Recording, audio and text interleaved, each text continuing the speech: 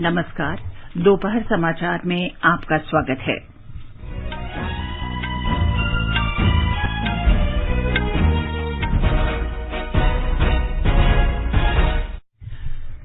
Tokyo Paralympic में निशानेबाजी की मिक्स्ड 50 मीटर पिस्टल स्पर्धा में मनीष नरवाल ने स्वर्ण और सिंगराज अदाना ने रजत पदक जीता। राष्ट्रपति, उपराष्ट्रपति और प्रधानमंत्री ने खिलाड़ियों को बधाई दी। प्रधानमंत्री नरेंद्र मोदी ने कहा, टोक्यो पैरालंपिक में पदक जीतने से भारत का गौरव बढ़ रहा है। गृहमंत्री अमित शाह ने देश के सीमावर्ती इलाकों में चुनौतियों से निपटने के लिए केंद्रीय सशस्त्र पुलिस बलों के आधुनिकीकरण पर बल दिया। पश्चिम बंगाल के भवानीपुर, शमशेरगंज और जंगीपुर तथा ओडिशा में पीपली विधानसभा क्षेत्रों के उपचुनाव कोविड दिशा निर्देशों के तहत 30 सितंबर को होंगे। केंद्रीय प्रत्यक्ष कर बोर्ड ने इस वर्ष 30 अगस्त तक लगभग 24 लाख करदाताओं को 67,000 करोड़ रुपए से अधिक के रिफंड जारी किए। जम्मू कश्मीर में सांबा, जम्मू और अखनूर, पुंछ राष्ट्रीय राजमार्गों पर 2,500 करोड़ रुपए से अधिक की 2 परियोजनाओं को मंजूरी दी गई। देश में अब तक 68 करोड़ से अधिक कोविड टीके लगाए गए। स्वस्थ होने की दर 97.43%। कर्नाटक में बाढ़ और भूस्खलन से हुए नुकसान का आकलन करने के लिए अंतर मंत्रालय केंद्रीय दल का बेंगलुरु दौरा आज से। भारत आज ओवल में इंग्लैंड के साथ चौथे क्रिकेट टेस्ट मैच के तीसरे दिन अपनी दूसरी पारी में बिना किसी नुकसान के 43 रन से आगे खेलेगा और अमेरिकी ओपन टेनिस टूर्नामेंट में मौजूदा चैंपियन नाओमी ओसाका और तीसरी वरीयता प्राप्त स्टेफानोस सित्सिपास तीसरे दौर में बाहर हो गए। दोपहर समाचार में अलका सिंह के साथ मैं चंद्रिका जोशी। देश भर में 18 वर्ष से अधिक आयु वर्ग के लिए सरकारी केंद्रों में निःशुल्क कोविड टीकाकरण अभियान जारी है। युवाओं से आग्रह है कि टीका अवश्य लगवाएं और अन्य लोगों को भी इसके लिए प्रोत्साहित करें। जब तक आवश्यक न हो, घर से बाहर न निकलें और सुरक्षा के 3 सरल उपायों का पालन करें। मास्क लगाएं, 2 गज की सुरक्षित दूरी बनाए रखें, हाथ और चेहरा साफ रखें। कोविड संबंधी जानकारी और मार्गदर्शन के लिए राष्ट्रीय हेल्पलाइन नंबर 011-2397-8046 और 1075 पर संपर्क करें। और अब समाचार। टोक्यो पैरालंपिक खेलों में भारत ने आज 1 स्वर्ण और 1 रजत पदक जीत लिया। भारत ने निशानेबाजी में पैरालंपिक रिकॉर्ड के 7 स्वर्ण पदक अपने नाम किया। राष्ट्रपति, उपराष्ट्रपति, प्रधानमंत्री और खेल मंत्री ने पैरालंपियन को बधाई दी है। और अब टोक्यो पैरालंपिक की खबरों के साथ हैं खेल डेस्क से नवीन सक्सेना।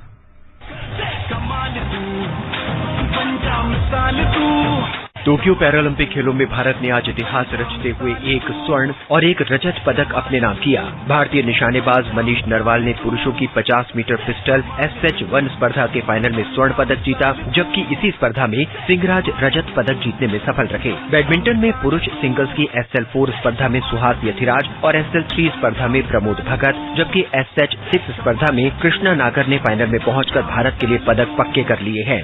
आज प्रमोद भगत स्वर्ण पदक के लिए अपनी दावेदारी पेश करेंगे, जबकि इसी स्पर्धा में मनोज सरकार कांस्य पदक के लिए मुकाबला करेंगे। पैरालंपिक खेलों के अंतिम दिन कल सुहास यथिराज और कृष्णा नागर अपनी अपनी स्पर्धा के लिए स्वर्ण और तरुण कांस्य पदक के लिए अपनी दावेदारी पेश करेंगे। आज ही पुरुषों की भाला फेंक प्रतियोगिता के फाइनल में नवदीप पदक के लिए मुकाबला करेंगे। भारत ने अब तक 3 स्वर्ण, 7 रजत और 5 कांस्य पदक सहित कुल 15 पदक हासिल कर लिए हैं।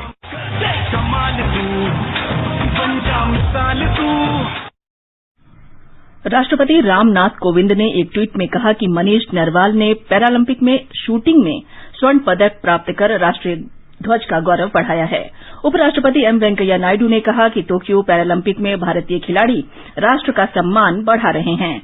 प्रधानमंत्री नरेंद्र मोदी ने ट्वीट संदेश में कहा कि टोक्यो पैरालंपिक में जीतकर भारत का गौरव बढ़ रहा है। उन्होंने कहा कि युवा और प्रतिभावान मनीष नरवाल की ये शानदार उपलब्धि है। श्री मोदी ने कहा कि स्वर्ण पदक जीतना भारतीय खेलों के लिए खास पल है। श्री मोदी ने दोनों खिलाड़ियों को भविष्य के लिए शुभकामनाएं दी। खेल मंत्री अनुराग ठाकुर ने पैरालंपिक में निशानेबाजी में स्वर्ण पदक जीतने पर मनीष नरवाल और सिंगराज को रजत पदक जीतने पर बधाई दी है। अपने ट्वीट संदेश में श्री अनुराग ठाकुर ने कहा कि टोक्यो ओलंपिक में भारत पर पदकों की वर्षा हो रही है। गृह मंत्री अमित शाह ने कहा है कि सरकार ने देश की आंतरिक सुरक्षा सुनिश्चित करने के लिए कई उपाय किए हैं। नई दिल्ली में पुलिस अनुसंधान एवं विकास ब्यूरो के 51वें स्थापना दिवस समारोह में श्री शाह ने कहा कि ब्यूरो को उभरती चुनौतियों के अनुसार अपनी कार्यशैली में सुधार करना चाहिए। उन्होंने कहा कि साइबर और ड्रोन हमले, मादक पदार्थों की तस्करी और हवाला रैकेट आज देश के सामने सबसे बड़ी चुनौतियां हैं। बदलती चुनौतियों को नापकर इसकी तैयारी करना और विश्व भर में इस चुनौतियों को निपटने के लिए जो बेस्ट प्रैक्टिसेस है इसका अध्ययन कर हमारे देश भर के पुलिस बल को तैयार करना। आप बहुत अच्छे से कर रहे हैं, परंतु मैं कहना चाहता हूं इसको और पैना करने की जरूरत है, इसमें द्रुत गति लाने की जरूरत है। गृह मंत्री ने कहा कि ब्यूरो को सीमावर्ती क्षेत्रों की चुनौतियों से निपटने के लिए केंद्रीय सशस्त्र पुलिस बलों के आधुनिकीकरण में सहयोग करना चाहिए। जिस प्रकार की सीमाओं की सुरक्षा के बारे में चुनौती आज हमारे सामने आई है, मुझे लगता है सीएपीएफ का आधुनिकीकरण, सीएपीएफ का ट्रेनिंग, उसका संचालन और ऑपरेशन स्किल बढ़ाने के लिए बीपीआरएनडी ने काम करना चाहिए। निर्वाचन आयोग ने 30 सितंबर को पश्चिम बंगाल के भवानीपुर, शमशेरगंज और जांगीपुर विधानसभा क्षेत्रों में उपचुनाव कराने का निर्णय लिया है। इसी दिन ओडिशा के पिपली विधानसभा क्षेत्र में भी मतदान होगा। मतगणना 3 अक्टूबर को होगी। विधानसभा सीट वाले जिलों में तत्काल प्रभाव से आदर्श आचार संहिता लागू हो गई है। मतदान कोविड दिशा निर्देशों के अनुसार संपन्न होंगे।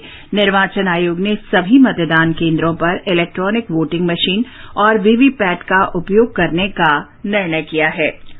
जम्मू कश्मीर के जम्मू क्षेत्र में विकास कार्य को और तेज किए जाने के उद्देश्य से केंद्रीय सड़क परिवहन और राष्ट्रीय राजमार्ग मंत्री नितिन गडकरी ने 25 अरब 56 करोड़ 36 लाख रुपए लागत की 2 परियोजनाओं को स्वीकृति दी है।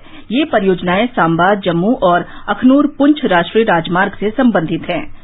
केंद्र सरकार पहले ही जम्मू अखनूर सड़क को चौड़ा करने की परियोजना को स्वीकृति दे चुकी है। इसके बाद अखनूर पुंछ सड़क को चौड़ा करने का कार्य किया जाएगा। अखनूर पुंछ रोड नौशेरा और राजौरी से होकर गुजरती है। इससे सीमावर्ती जिलों राजौरी और पुंछ के निवासियों की आवाजाही का समय कम होगा। जम्मू पुंछ सड़क को अखनूर, नौशेरा और राजौरी तक चौड़ा करने से पाकिस्तान से लगी नियंत्रण रेखा के समीप इन दोनों जिलों में रक्षा वाहनों की आवागमन भी आसान हो जाएगी। ये समाचार हमारी वेबसाइट newsonair.com/hindi और हमारे mobile app news on AIR पर भी उपलब्ध हैं। चलो मिलकर एक शुरुआत करें, चलो एक फैसला आज करें, मास्क नहीं तो टोकेंगे, कोरोना को रोकेंगे, चलो एक इरादा करते हैं, चलो कुछ वादा करते हैं, मास्क नहीं तो टोकेंगे, कोरोना को रोकेंगे। दोपहर समाचार में आपका फिर स्वागत है। देश ने कोविड टीकाकरण अभियान में एक और रिकॉर्ड बनाया है। अब तक 68 करोड़ से अधिक टीके लगाए जा चुके हैं। स्वास्थ्य मंत्रालय ने इसे कोविड के खिलाफ लड़ाई में एक महत्वपूर्ण उपलब्धि बताया है। स्वास्थ्य और परिवार कल्याण मंत्रालय ने बताया है कि कल 36,000 से अधिक मरीज ठीक हुए। स्वस्थ होने की दर 97.43% है। अब तक 3 करोड़ 21 लाख से अधिक रोगी स्वस्थ हुए हैं। कुल 42,000 से अधिक कोविड के नए मरीजों की पुष्टि हुई। वर्तमान में 4 लाख से अधिक संक्रमित रोगियों को इलाज चल रहा है। केंद्र सरकार ने कहा है कि राज्यों और केंद्र शासित प्रदेशों को अब तक 67 करोड़ 7 लाख से अधिक कोविड रोधी टीके दिए जा चुके हैं।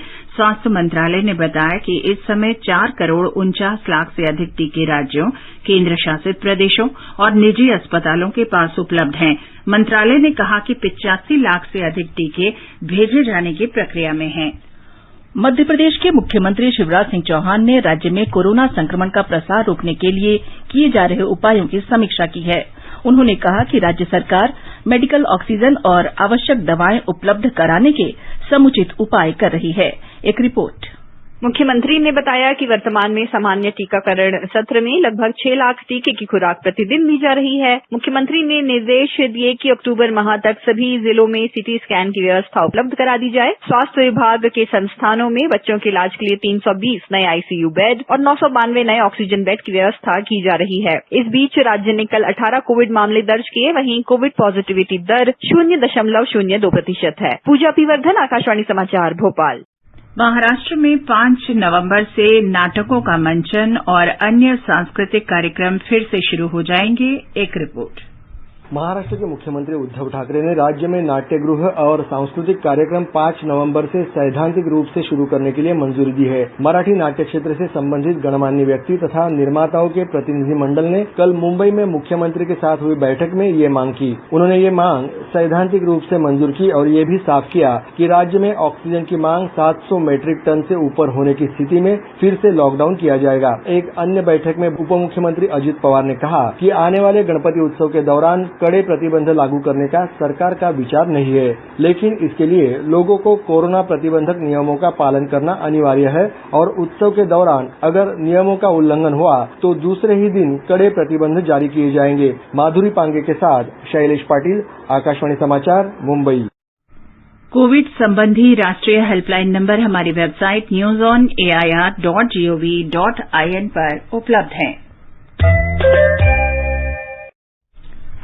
केंद्रीय प्रत्यक्ष कर बोर्ड ने इस वर्ष 1 अप्रैल से 30 अगस्त के बीच 23,99,000 से अधिक करदाताओं को 67,401 करोड़ रुपए से अधिक का रिफंड जारी किया।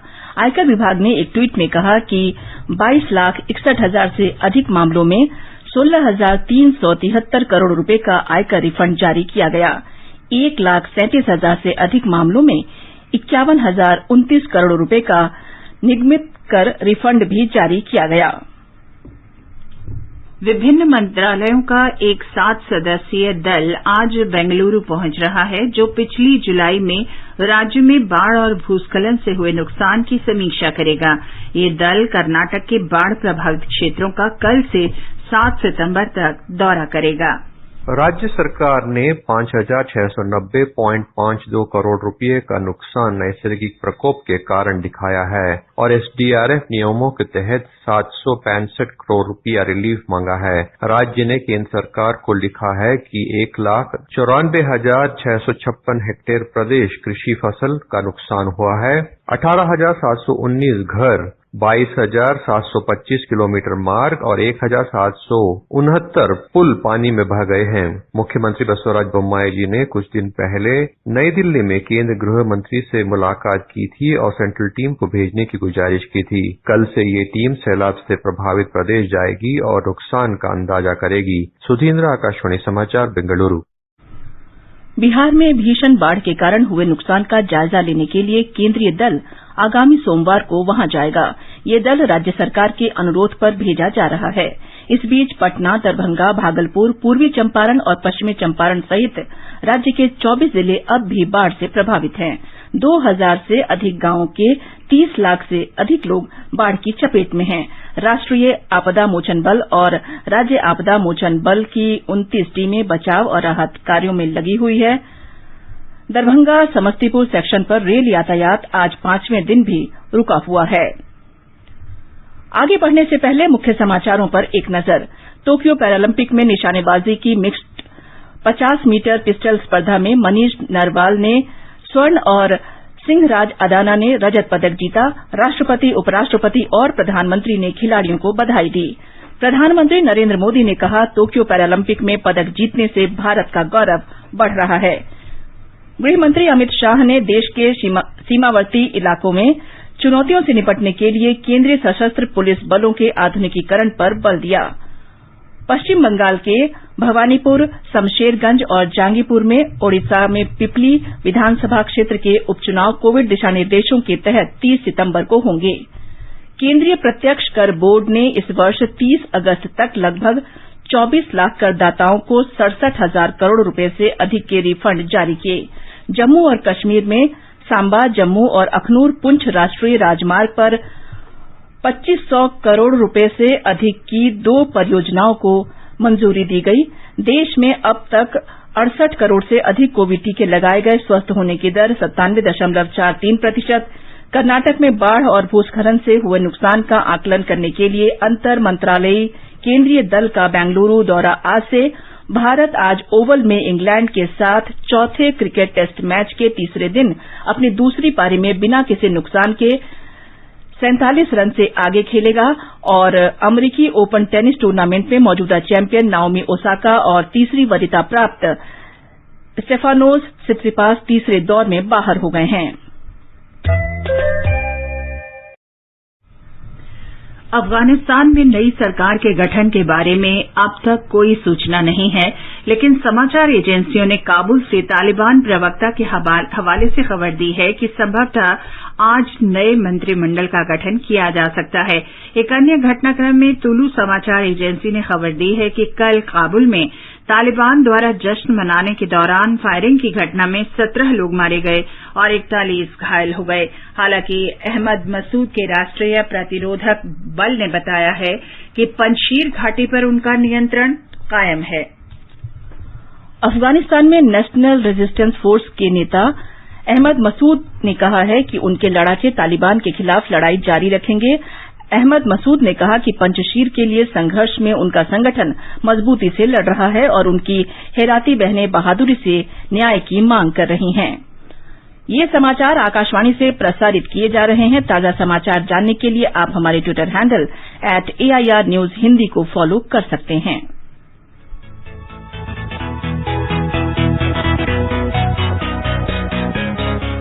दुनिया रंग बिरंगी, खट्टे मीठे रसीले समाचारों का सतरंगी खजाना आकाशवाणी पर। खबरें होंगी हटकर, जानेंगे कुछ अलग, हंसेंगे खुलकर, करेंगे सजग। सुनना न भूलें सोमवार और मंगलवार आज सवेरे तथा शनिवार और रविवार कार्यक्रम परिक्रमा में।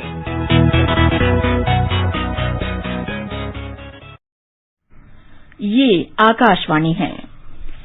अमेरिकी ओपन टेनिस टूर्नामेंट में एक बड़े उलटफेर में जापान की नाओमी ओसाका और तीसरी वरीयता प्राप्त ग्रीस के स्टेफानोस सित्सिपास हारकर टूर्नामेंट से बाहर हो गए हैं। नोवाक जोकोविच ने केई निशिकोरी को पराजित कर अगले दौर में जगह बना ली है। ओवल में इंग्लैंड के साथ चौथे क्रिकेट टेस्ट मैच में भारत आज दूसरी पारी में 43 रन से आगे खेलेगा। भारत इंग्लैंड से अब भी 56 रन पीछे है। इससे पहले इंग्लैंड ने पहली पारी में 290 रन बनाकर भारत पर 99 रन की बढ़त बना ली थी। भारत ने पहली पारी में 191 रन बनाए थे।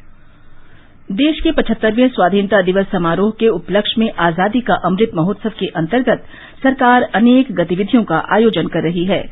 इस अवसर को जन उत्सव के रूप में मनाते हुए आकाशवाणी समाचार ने स्वाधीनता संग्राम और उसके गौरवशाली इतिहास पर विशेष प्रश्नोत्तरी कार्यक्रम शुरू किया है। डाक विभाग अमृत महोत्सव क्विज में आकाशवाणी का सहयोगी है।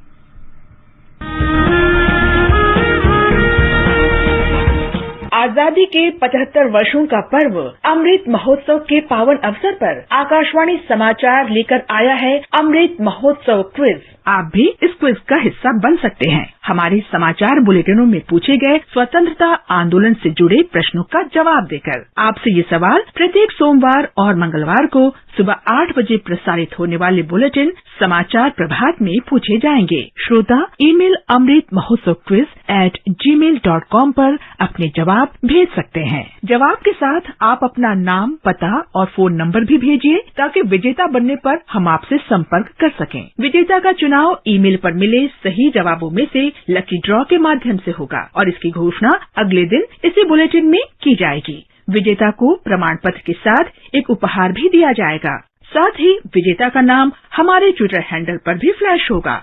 तो आइए मनाएं आजादी के 75 वर्षों का पर्व अमृत महोत्सव आकाशवाणी समाचार के साथ।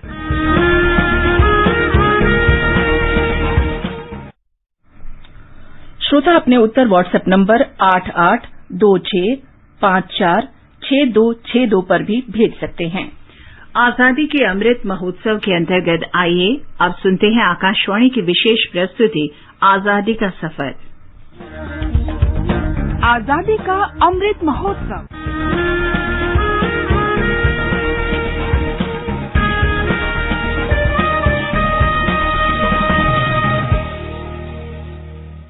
आजादी का सफर आकाशवाणी के संग, एक राष्ट्र का जन्म। भारत का शानदार स्वाधीनता संघर्ष आधुनिक विश्व के महानतम संघर्षों में से एक है। आकाशवाणी आपके लिए रोजाना ला रही है इस शानदार संघर्ष की झलक। आज की कड़ी में हम बात करेंगे जाने माने राष्ट्रवादी और ब्रिटिश आर्थिक नीतियों के आलोचक दादा भाई नौरोजी की।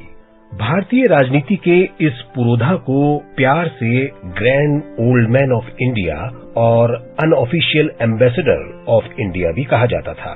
इनका जन्म 4 सितंबर 1825 को तत्कालीन बंबई में हुआ था। उनकी लोकप्रियता ही थी कि वे 2 बार हाउस ऑफ कॉमन्स के लिए चुने गए। दादा भाई ब्रिटिश संसद के पहले एशियाई सदस्य चुने गए थे। उन्हें भारत में ब्रिटिश शासन के आर्थिक दुष्परिणामों पर अपने विचार स्पष्ट रूप से रखने के लिए जाना जाता है। अपने कार्यकाल के दौरान दादा भाई ने भारत की हालत सुधारने को लेकर जबरदस्त प्रयास किए। ब्रिटिश आर्थिक नीतियों के चलते भारत को हो रहे नुकसान पर उन्होंने गंभीर शोध किया था। इसके बाद वे ब्रिटिश शासन के कटु आलोचक हो गए। दादा भाई नौरोजी ने 1893 में यूनाइटेड किंगडम में हाउस ऑफ कॉमन्स को संबोधित किया था। आइए सुनते हैं भारत में कराधान के मुद्दे पर दिए गए इस भाषण के प्रतिपादित अंश। Never has there been a single farthing spent out of the British Exchequer, either for the acquirement of India or for the maintenance of it, or administration, or in any manner connected with India, whilst at the same time hundreds of millions of the wealth of India have been constantly poured into this country. Whether any country in the world could stand such drain as India is subjected to is utterly out of the question. If England itself, with all its wealth, was subjected to such a drain as India is subjected to, it would be reduced to extreme poverty before long. दादा भाई नौरोजी की हस्ती का अंदाजा इसी बात से लगाया जा सकता है कि उन्हें 1895 में भारतीय व्यय के लिए गठित शाही आयोग का सदस्य बनाया गया था।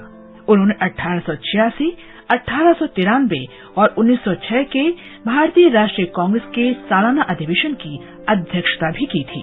उन्हें स्वाधीनता आंदोलन के शुरुआती दौर के महत्वपूर्ण नेताओं में से एक माना जाता था। दादा भाई की ही प्रेरणा से बाल गंगाधर तिलक और गोपाल कृष्ण गोखले स्वाधीनता आंदोलन में शामिल हुए। गांधी जी पर भी उनका असर रहा।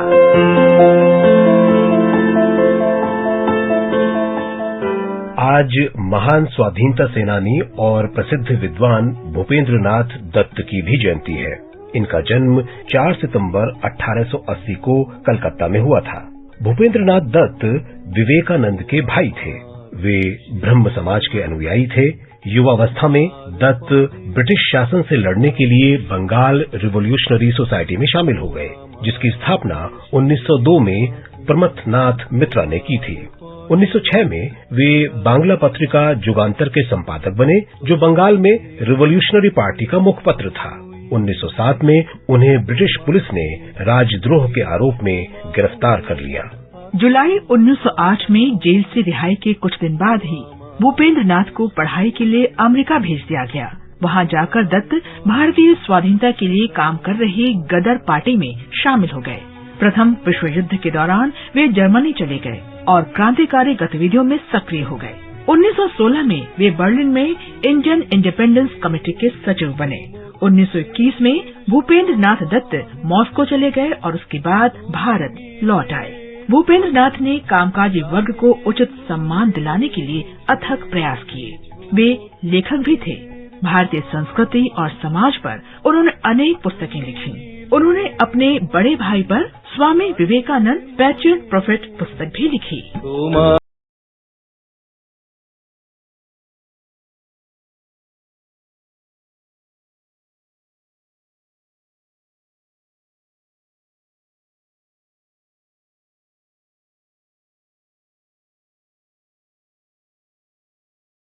स्वाधीनता सेनानी और हरियाणा केसरी पंडित नेकीराम शर्मा को भी याद कर रहे हैं। गोपाल कृष्ण गोखले, लोकमान्य बाल गंगाधर तिलक, पंजाब केसरी लाला लाजपत राय और महामना पंडित मदन मोहन मालवीय की प्रेरणा से वे आजादी के आंदोलन में कूद पड़े थे। जब लोकमान्य तिलक को 6 वर्ष के कठोर कारावास की सजा हुई तो उन्होंने ब्रिटिश राज समाप्त होने तक चैन से न बैठने की कसम खाई। 1915 के कांग्रेस के बम्बई अधिवेशन के दौरान गांधी जी से मुलाकात के बाद वे अस्पृश्यता विरोधी आंदोलन में शामिल हुए। पंडित नेकीराम शर्मा ने 1919 में रॉलेट एक्ट विरोधी आंदोलन, असहयोग आंदोलन, नमक सत्याग्रह और भारत छोड़ो आंदोलन में अग्रणी भूमिका निभाई। ऐसे महात्मा हमें सदैव प्रेरित करते रहेंगे। आज बस इतना ही। आजादी का सफर आकाशवाणी के संग कल फिर मिलेंगे नई कड़ी के साथ।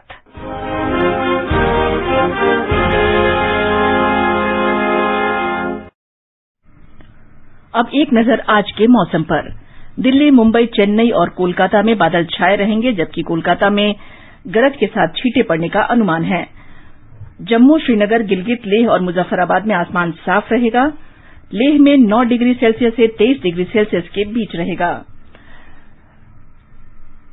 कोहिमा, आइजोल, अगरतला, ईटानगर और गैंगटॉक में 1-2 स्थानों पर बूंदाबांदी या गरज के साथ छींटे पड़ने की संभावना है। वैज्ञानिक और औद्योगिक अनुसंधान परिषद CSIR की राष्ट्रीय एरोस्पेस प्रयोगशाला NAL में बेंगलुरु में विकसित हंस NG प्रशिक्षण विमान ने कल पहली उड़ान भरी। उड़ान के दौरान उसकी सभी प्रणालियां सामान्य रूप से काम कर रही थी। भारत में बने इस विमान की खरीद के लिए NAL को अब तक 72 अभिरुचि पत्र मिल चुके हैं। आकाशवाणी के महानिदेशक N वेणुधर रेड्डी और दूरदर्शन के महानिदेशक मयंक अग्रवाल कल श्रीनगर पहुंचे। श्रीनगर में संसदीय समिति की आज होने वाली बैठक के सिलसिले में वे श्रीनगर गए हैं। उन्होंने जम्मू और कश्मीर के मुख्य सचिव अरुण कुमार मेहता से मुलाकात की और केंद्र शासित प्रदेश में आकाशवाणी और दूरदर्शन के कार्यकलापों के बारे में उन्हें जानकारी दी। विज्ञान और प्रौद्योगिकी मंत्री डॉक्टर जितेंद्र सिंह ने कहा कि भारत में निकट भविष्य में हरित हाइड्रोजन का वैश्विक केंद्र बनने की क्षमता है। नई दिल्ली में अंतर्राष्ट्रीय जलवायु शिखर सम्मेलन को संबोधित करते हुए डॉक्टर सिंह ने कहा कि प्रधानमंत्री नरेंद्र मोदी स्वच्छ और हरित ऊर्जा को सर्वाधिक प्राथमिकता देते हैं। उन्होंने कहा कि जैव ईंधन, नवीकरणीय ऊर्जा और हरित हाइड्रोजन जैसे उपायों से भारत इस क्षेत्र में नेतृत्व संभालने के लिए तैयार है। डॉक्टर जितेंद्र सिंह ने कहा कि सरकार वाहन क्षेत्र तथा इस्पात, सीमेंट और कांच के कारखानों में ताप आवश्यकताओं की पूर्ति के लिए हाइड्रोजन ईंधन और प्रौद्योगिकी को अपनाने के लिए प्रोत्साहित कर रही है।